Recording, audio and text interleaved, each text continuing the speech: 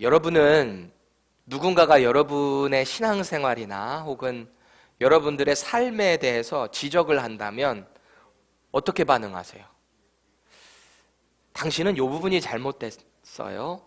당신은 이런 신앙생활을 좀 고쳐야 될 것 같아요. 이렇게 여러분에게 지적한다면 어떤 반응을 하십니까? 아, 그렇군요. 아, 제가 그렇게 바꾸겠습니다. 이렇게 하세요? 아니면 당신이 뭔데 나한테 그런 말 해? 이렇게 하세요? 어떤 편이세요? 아니면 그냥 침묵하고 그냥 속으로만 욕하세요? 어떠세요? 저는 누군가가 저한테 이렇게 지적을 하게 되면은 잘 듣는 편입니다. 속으로는 좀 불편할 때도 있는데 좀 잘 들으려고 하는 편인 것 같아요. 그래서 한번 얘기를 하면은 다음에는 그게 생각이 나서 안 하려고 좀 노력을 하는 편이에요. 이건 제 아내도 저를 인정한 부분이기도 합니다. 그런데 제가 유독 좀 가족한테 안 되는 것들이 좀 있어요. 뭐 이렇게 지적을 하면 안 되는 게 있는데 그게 보통 뭐냐면 고기 먹는 것 좀 자제하고 좀 운동 좀 하라 뭐 이런 게 좀 잘 안 되더라고요. 저는 운동이 이렇게 가만히 앉아서 이렇게 하는 거는 좀 힘들더라고요. 우리 성민 형제는 이렇게 앉아서 뭐 2시간 동안 웨이트 운동을 한다는데 저는 아마 그렇게 하면은 좀 미쳐버릴지도 모르겠어요. 공 보고 뛰어가고 막 이런 거는 좋아하는데 이렇게 막 하는 거는 쉽지가 않더라고요. 여러분, 사실 누군가에게 지적을 받는다는 것은 쉬운 일이 아닙니다. 특히 그것이 내가 확신을 가지고 뭔가 하는 것에 대해서 누군가가 지적하는 건 특히 그렇습니다. 오늘 호세아는요, 이 북이스라엘 백성들을 향해서 하나님의 말씀을 계속해서 선포하고 있어요. 그런데 특별히 오늘은 무엇에 대해서 이야기를 하냐면 이교도 예배를 하는 그 부분에 대해서 아주 신랄하게 비판을 하고 있습니다. 이교 예배를 이 북이스라엘 사람들이 얼마나 사랑하는지, 여호와 하나님만 섬겨야 되는 이들이, 하나님의 백성인 이 선민이 다른 이교도들이 행하는 음란한 우상을 섬기고 있다라는 것입니다. 그걸 지적하고 있는 거예요. 그래서 앞선 이 10절까지의 내용을 보면, 우리가 지난주에 6절까지 봤고 7절에서 10절까지의 그 내용을 보면 이래요. 그 내용이 이스라엘의 영적인 양대 기둥이 있거든요. 영적인 지도자라고 할 때 누구겠어요? 제사장과 선지자겠죠. 하나님의 말씀을 듣고 선포하는 선지자거나 하나님의 율법을 행하는 제사장, 이 둘이 영적인 양대 기둥이었을 거 아니에요? 그런데 이 호세아의 이 전체 9편의 설교 중에서 우리 오늘 10절까지의 내용이 4장 이제 3절 거기서부터 10절까지 내용이 첫 번째 설교 내용이었는데 그 내용이 이것을 지적하고 있는 거예요. 제사장 선지자가 타락했다. 이런 영적인 리더가 타락하니까 그들을 따라야 되는, 그들을 통해서 하나님께 나아가야 되는 북이스라엘 전체가 타락했다라는 것입니다. 그러니 결국에는 하나님의 공의가 그들을 심판할 수밖에 없다라는 선언이었어요. 특히 제사장을 필두로 하나님 앞에 어떤 죄를 지었는가, 어떤 이교도 예배를 통해서 죄를 지었는가를 지적하고 있어요. 7절 말씀 보시면은 여기서 말하는 그들, 즉 제사장들이 많아지면 많아질수록, 번성하면 번성할수록 하나님 앞에 더 범죄하고 있다라고 지적합니다. 이게 너무 안타까운 일 아니에요? 제사장은 하나님의 일을 하는 사람, 하나님의 종들인데 이들이 많아질수록 하나님 앞에 범죄가 늘어난다라는 거예요. 결정적으로 이 제사장들은요, 하나님이 세우신 레위인 출신이 아니라는 사실입니다. 하나님을 경외할 줄도 모르고 하나님의 율법을 가지고 어떻게 제사해야 되는지도 정확히 잘 모르다 보니까 자기들 멋대로 예배를 하는 거예요. 열왕기상 12장 31절에서 32절 다 같이 읽겠습니다. 이 사람들이 도대체 어디서 come from 했는지 볼게요. 그가 또 산당들을 짓고 레위 자손 아닌 보통 백성을 제사장으로 삼고 8째 달 곧 그 달 15째 날로 절기를 정하여 유다의 절기와 비슷하게 하고 제단에 올라가되 베델에서 그와 같이 행하여 그가 만든 송아지에게 제사를 드렸으며 그가 지은 산당에 제사장을 베델에서 세웠더라. 여기서 말하고 있는 그가 누굴까요? 북이스라엘의 초대왕 여로보암 1세입니다.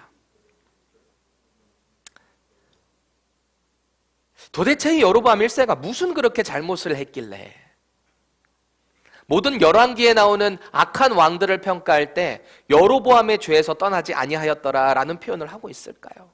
그 죄가 바로 이거예요. 북이스라엘, 이스라엘을 전체로 이렇게 봤을 때 길쭉하게 생겼거든요. 최북단을 단이 있습니다. 단이라는 곳이 맨 위에 있어요. 그리고 맨 최남단, 남유다까지 맨 밑으로 가면은 브엘세바라는 곳이 맨 밑에요. 그래서 단에서 브엘세바까지라는 표현을 하게 되면은 이스라엘 전체를 지칭하는 거예요.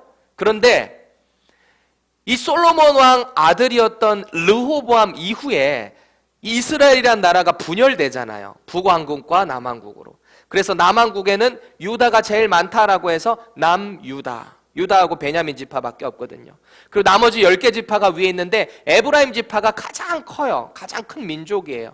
그 에브라임을 필두로 해서 이 10개의 민족이 위에 있는데 맨 위에가 아까 어디라 그랬죠? 지역이 단은 똑같아요.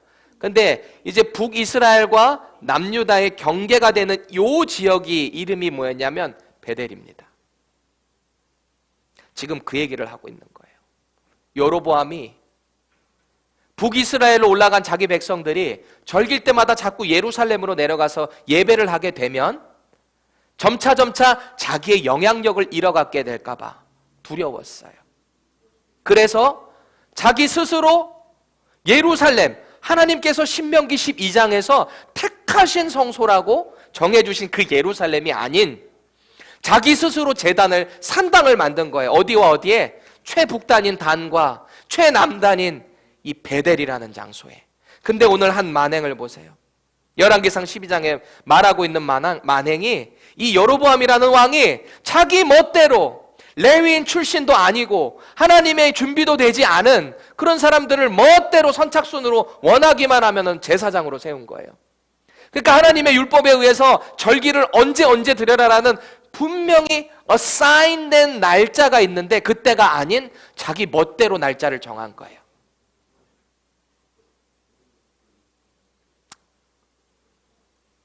그러니 오늘 본문 8절은 자연스러운 연결이 되는 거예요. 생동감을 살려서 세번역으로 보면 이래요. 그들은 내 백성이 바치는 속죄 제물을 먹으면서 살고 내 백성이 죄를 더 짓기를 바라고 있다 그래요. 속죄 제물로 들어온 거, 남은 거 그거는요 원래 제사장이 먹게 돼 있어요. 율법에 의하면. 그런데 이 사람들은 자기 원래 그 출신도 아니면서 그 짓거리를 행하면서 가지고 온 건 다 먹는 거예요. 그리고서 속죄제가 뭐예요? 죄사함 받기 위해서 가지고 오는 제물이잖아요. 그러니까 이스라엘이 더 죄를 짓기를 바라는 거예요. 왜요? 죄를 지어서 가지고 나와야 자기한테 콩고물이 자꾸 떨어지거든요. 제사장들이 그랬던 거예요. 이 시대 제사장들이. 북이스라엘의 짝퉁 제사장들이. 예전에 한국에 이 박중훈 배우가 출연했던 영화 중에요. 할렐루야라고 하는 영화가 있었어요. 여기 이제 젊은 분들은 잘 모르실 텐데 어르신들도 뭐 한국 거 잘 모르시면 그런데요. 이 영화가 그래요. 전과 오범의 남자가 이 출소하고 난 뒤에 할 게 없어가지고 어떻게 하다가 뭐 돈을 받아야 됐는지 그래가지고 우연찮게 어떤 기회에 목사가 됩니다. 전과 오범 이 박중훈 배우가. 그래서 이 사람이 어디서 본 건 있어가지고 다 따라하는 거예요. 목사님들이 보통 이제 앞에서 강단에서 하는 걸 다 따라합니다. 연기를 하는데 뭔가 어색하죠. 헌금이 하나님께 드려지는 거룩한 예물로 보여지지 않죠. 어떻게든 자기가 가져가야 될 돈으로 보이는 거예요. 북이스라엘에 있는 단과 베델에 있는 제사장들이 꼭 그런 셈인 거예요. 그래서 오늘 본문은 계속해서 북이스라엘은 이래서 망할 수밖에 없다 라고 선언하고 있습니다. 우상을 섬기는 것은 실제적이고도 영적인 간음이래요. 왜 실제적인 간음이 되는지는 제가 조금 이따가 나눠드릴게요. 오늘 말씀을 우리가 이렇게 함께 묵상하면서 내가 사랑하고 있는 것, 지금 내가 추구하고 있는 것이 하나님과 자꾸 멀어져 있지는 않은지, 심지어는 내가 지금 드리고 있는 이 예배마저도 어떤 세상이 추구하고 있는 이교도의 예배와 같이 되어 있지는 않은지 나의 신앙을 좀 잘 점검해보는 시간이 되기를 축원합니다. 민수기 8장에 나오는 율법에 의해서 제사장은 반드시 레위 지파여야 됐어요. 여기에 보면은 그래요. 25살부터, 그러니까 실제적인 사역을 시작하는 것은 30살부터 50세까지 이 성전 안에서 제사장 일을 맡아서 감당하게 되는데 25부터는 좀 이렇게 뭔가 훈련을 받았겠죠. 그래서 어쨌든 30살부터 50세까지 사역을 하게 되는데, 여로보암 1세가 아까 제가 드린 말씀처럼 제사장을 뽑아야 되는 조건과 전혀 무관한 사람들을 자꾸 불러온 거예요. 세운 거예요. 그러니까 제사장들이 타락합니다. 동시에 북이스라엘 백성들이 타락하는 건 뭐 말 안 해도 뻔하죠.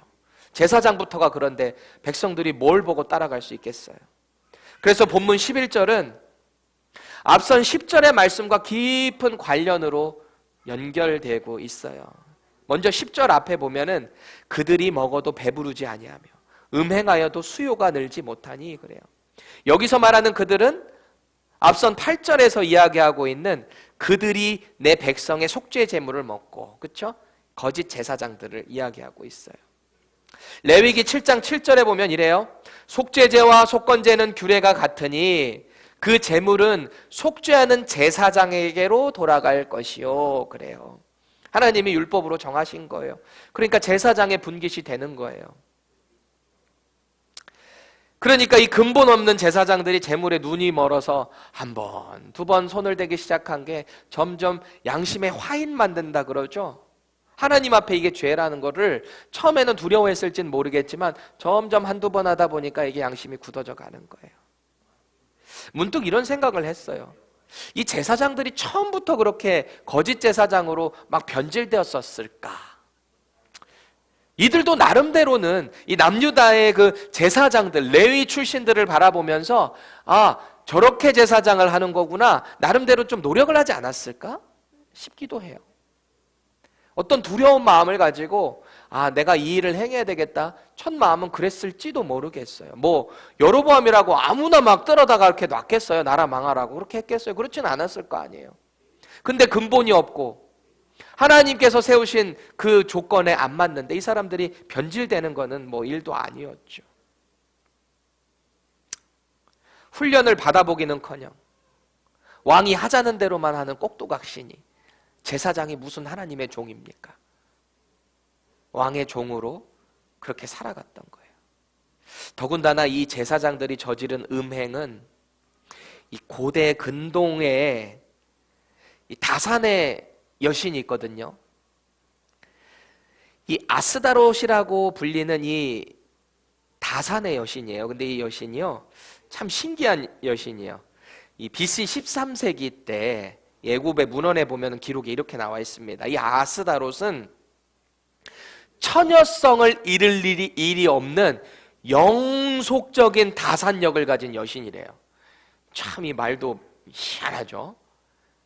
아기를 낳는데도 처녀성을 계속 유지하는 그런 다산으로, 여신으로 이 사람들은 추앙을 했던 거예요. 자기들이 만든 거죠. 가만히 보면 있잖아요, 고대 근동의 그 신들은 되게 다 성적인 것과 관련이 됩니다. 지금도 가만히 생각해 보세요. 이단들, 자기가 다시 온 메시아라고 하는 사람들 공통점이 자꾸 성적인 거랑 연결이 됩니다.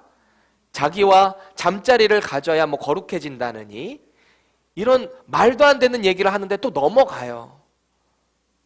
이상해요. 이단도 그렇고 고대 근동 때부터 이거는 인류의 역사 가운데 하나님을 대적하는 그런 우상신들을 섬기는 사람들이라면 꼭 이 우상이 같이 들어가요. 비너스 여신도 마찬가지였잖아요. 사랑의 여신 아프로디테. 아프로디테가 대표적인 게 어디서 그랬죠? 고린도 지역에 있는 그 신전에 여자 창기들이 가득했고요. 그 창기들과 몸을 섞는 것이 그들의 우상 행위 중에 하나였어요. 그러니까 아무렇지도 않게 이런 일들이 죄의식 없이 이루어질 만큼 타락한 시대가 바로 그 고린도 교회에 사도 바울이 복음을 전했으니 거기에 교회가 세워지고 했는데 근본이 없고 자꾸 신앙적으로 흔들리고 성령을 거기다가 또 받아놨으니 얼마나 이게 무분별하게 활용이 됐겠어요. 그러니까 사도 바울의 가장 개척한 교회들 중에 아픈 손가락이 고린도 교회일 수밖에 없었던 거예요. 지금으로 따지면 고린도 지역이 꼭 라스베가스, 타임스퀘어, 뉴욕 이런 곳이랑 꼭 똑같아요. 성적으로 문란하고. 이 고대 근동의 신들이 꼭 그랬어요. 가나의 풍요신인 이 바알신도 마찬가지예요. 바알도 풍요의 신이거든요. 농경의 신인데 그 와이프 신인 이 아세라라는 신이 있어요. 이 아세라 신과 같이 이렇게 보면서 이 농경의 신이 비를 내려줘야지 농사가 잘 되잖아요. 그래서 했던 행동이 또 뭔지 아시죠? 창기들과 신전 창기들과 그런 음행한 짓을 하면은 바알 신이 그거를 보고 비를 내려준다. 이게 어디 말이나 되는 말이에요. 근데 그거를 믿었어요. 여러분 이걸 왜 믿는지 아세요? 진짜 속으로 믿어져서 존경해서 fear God처럼 하나님을 존경해서 경외해서 그렇게 했을까요? 아니에요. 이방신은 다 하나님이 싫어하시는 것인데 사람이 만들어내는 거예요. 자기의 쾌락과 자기의 만족을 위해서 사람이 그 우상을 만들어내는 거예요. 그러다 보니까 당연히 인간이 추구하는 온갖 쾌락과 욕정과 물질, 욕망들이 다 가득 차 있는 거죠. 그래서 본문 11절에서 말하고 있는 이 음행은 바로 그 우상 제사 가운데 신전 창기들과 행해지는 매춘 행위를 말하고 있습니다. 이 묵은 포도주와 새 포도주라는 것은요, 당시 북이스라엘 사람들이 육체적인 쾌락을 위해 진탕 마셨던 그 술이에요. 술. 이 일을 행하는데 이것과 같이 갔던 거죠. 음행과 술 취함은 결국 그들의 마음을 뺐습니다. 결국 망하는 길로 가게 된다는 것을 꼭 기억하세요. 계속해서 12절에서 14절 보세요. 그들이 망하게 될 이유에 대해서 이렇게 지적하세요. 12절입니다. 내 백성이 나무에게 묻고 그 막대기는 그들에게 관하니. 그래요. 여기서 묻다라는 이 히브리어 단어가요, 단순히 이 길이 어떻게 가야 됩니까? 라고 하는 질문에 묻다라는 개념이 아닙니다. 이 묻다는요, 기도하다, 간청하다라는 뜻이에요. 여러분 나무에다가 뭘 그렇게 기도하고 간청을 했겠어요? 다시 말해서 당시에 그 아세라 여신을 목상으로 이렇게 주상을 쫙 세워놓은 그 나무에 묻고라는 거예요. 계속해서 막대기라는 것 또한 이 나무의 일환으로 보거나 이런 우상, 주상으로 보든지 필러, 세워진 필러로 보든지 아니면은 점술적인 어떤 신의 그 뜻을 알려고 이제 우상 점술가들이 하는 그걸로 보는 경우도 있습니다. 계속해서 13절 보세요. 그들이 산 꼭대기에서 제사를 드리며 참나무와 버드나무와 상수리나무 아래에서 하니 이는 그 나무 그늘이 좋음이라. 이러므로 너희 딸들은 음행하며 너희 며느리들은 간음을 행하는도다. 그래요. 이들의 모습은 꼭 그래요. 마치 바벨탑을 쌓는 것과 같아요. 하나님을 대적하기 위해 교만한 인간이 계속해서 높이 쌓아가는 그 모습을 보는 것 같아요. 그래서 이 북이스라엘 사람들도 산 꼭대기에 우상신전을 만드는 것입니다.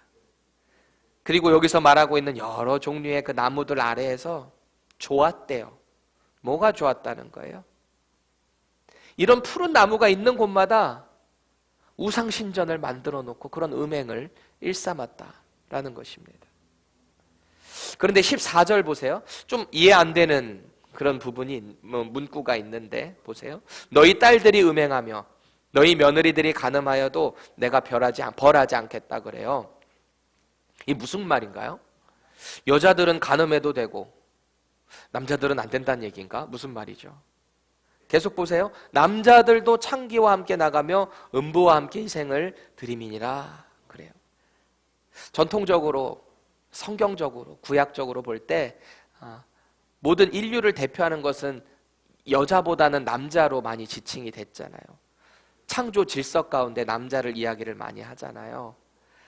하나님께서 보실 때 그런 거예요. 이 남자들이 죄가 얼마나 큰지 더 이상 여성들의 죄까지 지적할 필요가 없다라는 표현이에요. 시대적인 문화 가운데서 하나님께서 그렇게 말씀을 하셨어요. 회개에 대한 요청도 내가 더 이상 너희들에게 하지 않겠다라는 것입니다. 왜 그럴까요? 너무 패역해서입니다. 이제 심판이 임박한 거예요. 회개 안 해도 돼. 곧 내가 너희를 심판할 거야. 중학교 때 저랑 친한 친구가 있었는데 이 친구는 운동도 잘하고 특히 한국에서는 중고등학교 이렇게 하면은 보통 운동 잘하고 싸움 잘하면 인기가 많아요. 남자애들이. 그런 친구였는데 이 친구가 어느 날 그 집에 이제 제가 한번 놀러 갔는데 그 부모님이 얼마나 자유분방하신지 중학생인 이 아들 친구들이 있는데도 같이 술 담배를 같이 하는 거예요. 중학생하고. 저는 좀 이렇게 약간 문화적인 충격이었어요. 부모님이 중학생 아들과 그 친구들과 같이 술과 담배를 하시는구나. 저는 그때는 그게 좋은 줄 알았어요. 되게 쿨하다. 저 부모님 되게 쿨하다. 그런데 10여 년이 흘러서 다른 친구를 통해서 그 친구가 어떻게 살고 있는가를 전해 들은 적이 있는데 이 친구가 어떻게 변했냐면 이미 전과 몇 범이 돼가지고 조직폭력배 쪽에 갔다가 감옥을 들락날락 했던 거예요. 부모님이 당시에 이 아들을 방치한 거예요. 잘못된 부분을 지적하고 훈계하고 같이 말씀 가운데 가야 되는데 예수를 믿지 않는 집안이고도 동시에 또 같이 그렇게 죄를 방치하셨으니 절망의 길로 결국 그는 가게 됐던 거죠. 오늘 하나님께서는 이 북이스라엘 백성들이 죄의 극으로 가다 보니까 끝으로 가다 보니까 내 너희들 방치하겠다 그러세요. 이게 과연 그 하나님께서 이 제 친구의 부모님과 같은 그런 방치를 이야기하는 걸까요? 너희들 계속 그 길로 가다가 망한다 경고를 수차례 하셨어요. 그래도 말을 안 들으니까 둔다는 거예요. 왜요? 심판이 임박한 거예요. 15절 보세요. 이스라엘아 너는 음행하여도 유다는 죄를 범하지 못하게 할 것이라. 너희는 길갈로 가지 말며 벳 아웬으로 올라가지 말며 여호와의 사심을 두고 맹세하지 말지어다 그래요. 여기서 말하고 있는 이 두 개 지역이 나오고 있는데 길갈이라는 지역은 한때 선지자 학교가 있었던 곳이에요. 엘리야 시대 때. 그렇죠? 선지 학교가 있었던 곳. 하나님의 음성을 듣기 위해 훈련되는 선지자들이 있었던 곳이에요. 그런데 이제는 그 선지자들의 학교가 우상을 섬기는 본산지, 중심지가 되어버렸다는 거예요. 또 여기서 말하고 있는 벳 아웬이라는 것은요, 베델, 남동쪽에 위치한 성읍 이름이거든요. 벳 아웬이. 여로보암이 금송아지를 세운 장소다 라고 해서 사악의 집이다. 그래서 벳 아웬이라고 부른 거예요. 사악의 집, 사악하다. 하나님을 대적했다. 그런 집이다. 그래서 벳 아웬이죠. 그래서 북이스라엘의 죄는 방치해버리시겠다는 거예요. 이제 너희들은 곧 심판받는다. 다만 남유다는 당분간은 내가 조금 기회를 더 준다 이거예요. 북이스라엘은 BC 721년 혹은 722년에 아수르라는 나라에 의해서 망하거든요. 근데 남유다는 BC 586년도에 바벨론에 의해서 망해요. 바벨론이 아수르를 먼저 먹어버리고 그런 다음에 이제 밑으로 내려와가지고 남유다를 다 먹어버립니다. 우리가 이렇게 역사적으로 볼 때는 강한 나라가 자꾸 약한 나라를 잡아 삼키는 것 같아 보일 수 있지만 이 모든 일들이 하나님의 계획하심 아래 있었다라는 거예요. 이렇게 죄를 일삼으니까 내가 아수르라는 도구를 들어서 너희들을 치겠다. 남유다 너희들 자꾸 말 안 들으니까 예루살렘아 회개하라 해도 말 안 들으니까 바벨론이라는 나라를 들어서 치겠다라는 거예요. 포로로 다 끌고 가겠다는 거예요. 근데 남유다는 특별해요. 남유다는 포로로 끌어가도 70년 뒤에 다시 돌아오게 할 것이다 라는 회복의 말씀을 하세요. 근데 북이스라엘은 아니에요. 그대로 끝나요. 망해요. 물론 나중에 이렇게 돌아오는 인원들도 있었겠지만 그 나라 자체는 더 이상 존재하지 않는 상황이 돼버리는 거죠. 그만큼 죄가 컸다라는 거예요. 북이스라엘은 16절 보세요. 고집이 센 암소 같대요. 고집이 센 암소. 끌고 가려고 해도 막 얼마나 암소가 고집이 센지 말을 안 들어요. 그래서 계속되는 경고에도 불구하고 계속 망하는 길로만 가는 거예요. 망하는 길로.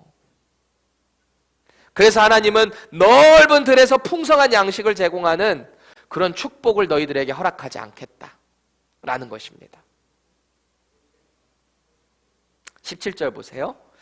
이 북이스라엘을 에브라임이라고 부른 이유가 있다 그랬죠? 북이스라엘 10개 지파 중에 에브라임 지파가 가장 컸기 때문에 에브라임이라고 하면 북이스라엘 전체를 지칭하고 있는 거예요.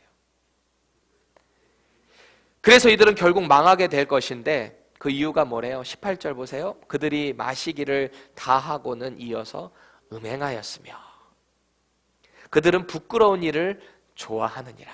그래요. 하나님께서 보실 때 얼마나 역겨우셨던지. 제가 전에도 말씀드렸죠. 이 사람들이 이교도의 그런 우상 섬기는 예배도 하면서 여호와도 같이 섬겼더라. 그래요. 여기서 부끄러운 일이라고 표현된 이 표현은요, 이 말씀은요, 사회적으로 그리고 국가적으로 지위가 낮아지는 치욕을 경험하게 될 거라는 거예요. 아수르에 의해서. 그래서 북이스라엘은 이제 그 부끄러운 일을 사랑한 것 때문에 후회할 날이 온다라는 것입니다. 19절 보세요. 그래서 이들은 망하는 거예요. 바람이 그 날개로 그를 쌌나니 그들이 그 재물로 말미암아 부끄러운 일을 당하리라. 개역개정에 보면은 바람이 그 날개로 그를 쌌다라는 표현이 뭔가 은혜가 있는 것처럼 번역됐잖아요. 바람이 그 날개로 그를 쌌다. 근데 이거는요, 하나님의 무서운 심판을 이야기하고 있는 거예요. 이걸 세번역으로 다시 보면 이래요. 그러므로 거센 바람이 그 날개로 그들을 에워싸고 휩쓸어 갈 것이다. 그래요. 그들이 바친 희생 제물이 그들을 수치스럽게 할 것이다. 합니다. 훗날의 사도 바울은 하나님의 진노가 세상의 그 불의함 가운데 어떻게 나타날 것인가 경고합니다. 로마서 1장 24절이에요. 다 같이 읽겠습니다. 시작. 그러므로 하나님께서 그들을 마음의 정욕대로 더러움에 내버려 두사 그들의 몸을 서로 욕되게 하셨으니. 그래요. 하나님을 섬기지 않는 사람들이 그들의 정욕대로 살아가다 보니까 자꾸 말도 안 되는 창조 섭리를 어지럽히고 질서를 흐트리는 동성애, 동물과 수간하는 것들, 그런 일들이 요즘에만 있는지 아셨어요? 아니에요. 창세기 시대 때부터 이런 일이 있었어요. 하나님이 오죽하셨으면은 이 노아의 홍수 사건 때 그들을 확 쓸어버리셨겠어요. 하나님이 오죽하셨으면 소돔과 고모라 땅을 유황불로 다 멸해버리셨겠어요. 이 일들이 비단 요즘만 있는 게 아니에요. 과거에 이것보다 아마 더 심해서 극에 달했을 때 하나님이 심판하셨을지도 몰라요. 오죽하면은 사도 바울이 로마서 1장에서 세상 사람들, 하나님을 섬기지 않는 사람들이 이런 죄를 짓고 있다라고 지적을 할까요? 그 이유가 뭐예요? 그들을 그들의 정욕대로 더러움에 그냥 내버려 두셨다는 거예요. 우리는 그런 존재예요. 우리의 삶을 그냥 내버려 두면 우리는 죄의 구렁텅이로 계속 가려고 하는 돼지와 같은 삶을 살아요. 아무리 돼지를 깨끗하게 씻겨보세요. 진흙물 있으면 다시 다 돌아요. 본성이에요, 본성. 몸에 붙은 병균, 기생충 다 없애려고 얘네들은 자꾸 흙탕물에 비비잖아요. 진흙에 비비잖아요.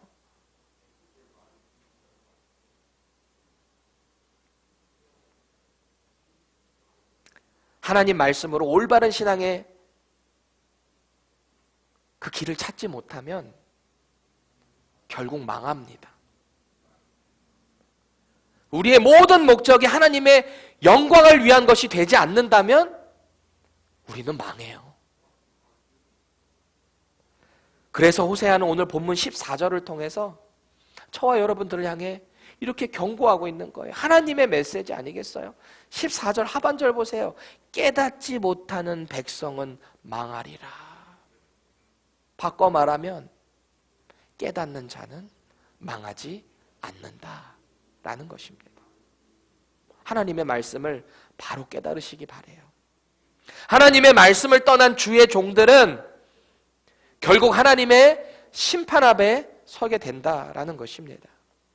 하나님은 심판으로 다 망하게 둘 것 같죠? 내가 내버려 두겠다. 하나님 그냥 그런 분이실까요?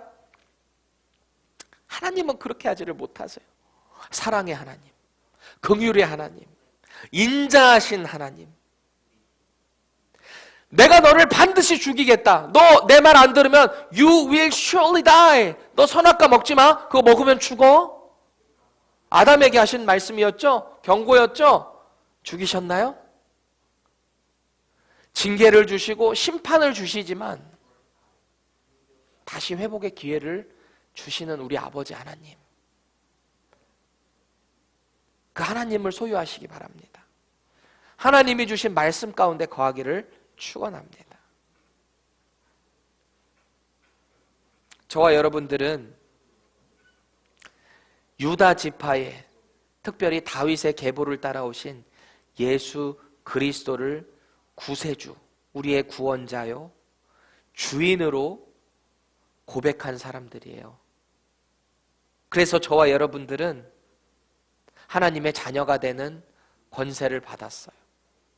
하나님의 자녀가 된 권세를 받음과 동시에 이제는 예수 그리스도의 제자가 되어서 우리의 스승이신 주님의 그 삶을 날마다 모방해가는 삶을 살아가는 거예요. 그게 제자예요. 제자의 삶은 스승을 닮아가는 삶이 되는 것입니다. 그 스승의 올바른 가르침을 따라서 망하는 길이 아닌 영생의 길을 날마다 삶 속에서 주님과 함께 누리는 것인 줄 믿으시기 바랍니다. 저와 여러분들이 이런 영생의 길로 날마다 걸어갈 수 있기를 바라요. 하나님의 말씀을 깨닫지 못하면 망합니다. 스스로 망하는 길로 자꾸 가려고 하지 마시고 내 영이 자꾸 흐려질 때, 내가 자꾸 뭔가 무기력해질 때, 영적으로 자꾸 허우적거릴 때 자꾸 은혜의 자리로 나오세요. 자신을 과대평가하지 마세요. 우리는 그냥 그저 가만히 있으면 하나님의 은혜의 자리를 찾는 게 아니라 자꾸 세상의 사망의 자리로 가는 그런 본성, 본질을 갖고 있는 존재라는 것을 꼭 기억하시기 바랍니다. 예수님 때문에 우리가 이렇게 있는 거예요.